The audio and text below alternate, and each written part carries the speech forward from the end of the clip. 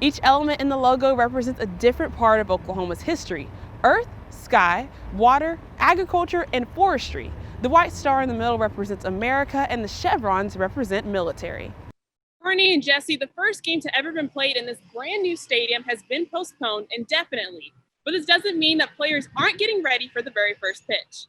Running back through your career, you've accomplished a lot, especially as a woman of color. I mean, being on GQ and also in Sports Illustrated, how was that for you as a woman of color to do that in your 20s? It was a pretty big deal. With the Oklahoma primaries just around the corner, hundreds filed into Will Rogers Theater in Oklahoma City to see U.S. Senator and Democratic candidate Amy Klobuchar talk about her policies and what she can do for Oklahoma. From using practice nets to throwing in their backyard, players are continuing to find different ways to bring the facility to them.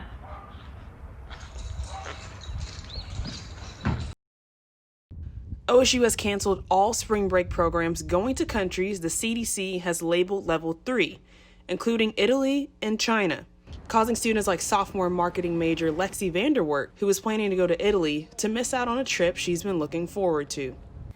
Doing all the prerequisites that the course required, and had written a 3-page paper and made a slideshow presentation about it. After sending the email, OSU gave students 3 different options. They could either switch their trip to Costa Rica, take an 8-week course, or get fully refunded. Even with some cancellations, there are some programs still traveling abroad to areas that aren't level 3. College of Arts and Sciences International and Domestic Program Coordinator Shane O'Mealy says he's reassuring students the university is taking all the necessary precautions. Perhaps there might be an area we can't visit, but we're going to go somewhere else, change transportation, things like that. Making sure they're not flying in and out of Italy so they don't run into some sort of quarantine. After canceling some spring break trips, OSU decided to cancel the trips going to the level 3 countries during the summer as well, despite the CDC warning lasting until May 1st. We are canceling our Italy programs and working on, again, not necessarily, the programs might still go, just maybe not to Italy. Though by the time they leave, Italy may be fine. The university has reassured students that they'll still be able to get credit for the class, and they're staying one step ahead to keep the students safe.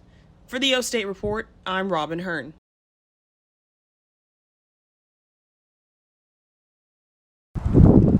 With some players miles away from the Texas Rangers facilities, the Rangers coaching staff wasn't going to let a pandemic stop their players from being ready for the season. Strength and conditioning coach Jose Vasquez says the coaching staff wanted to know the players' workout situation before allowing them to leave Arizona in late March. Did they have a gym to go to? Do they have equipment at home?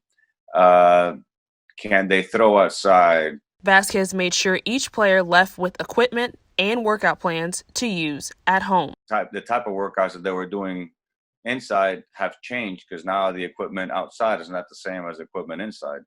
So we've had to improvise on the things that we're doing because of the facilities. From using practice nets to throwing in their backyard, players are continuing to find different ways to bring the facility to them. But not everyone went back home, like pitching prospect DeMarcus Evans, who was ready to go back to his hometown of Petal, Mississippi.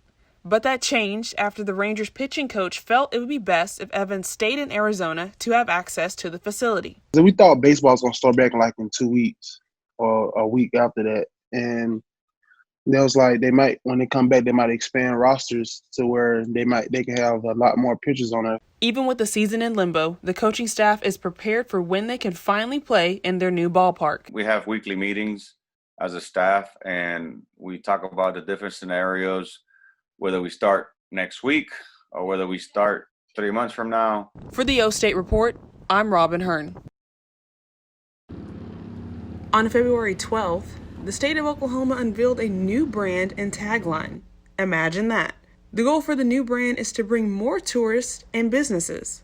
Amy Blackburn, the director of branding for the state of Oklahoma, says the state wanted to make a cohesive brand across all the state agencies. Easier for Oklahomans to do business with the state.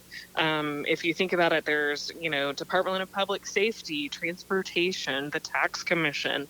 There's a variety of different ways that Oklahomans kind of work with the state. Each element in the logo represents a different part of Oklahoma's history: earth, sky, water, agriculture, and forestry. The white star in the middle represents America, and the chevrons represent military.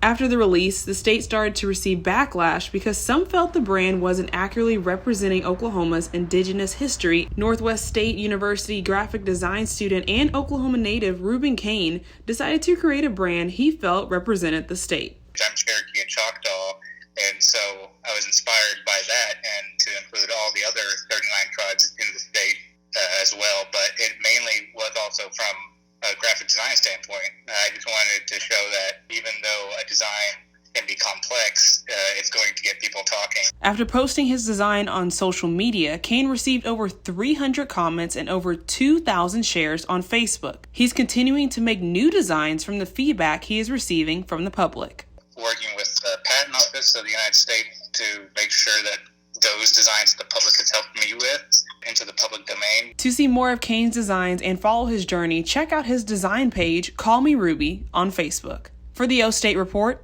I'm Robyn Hearn.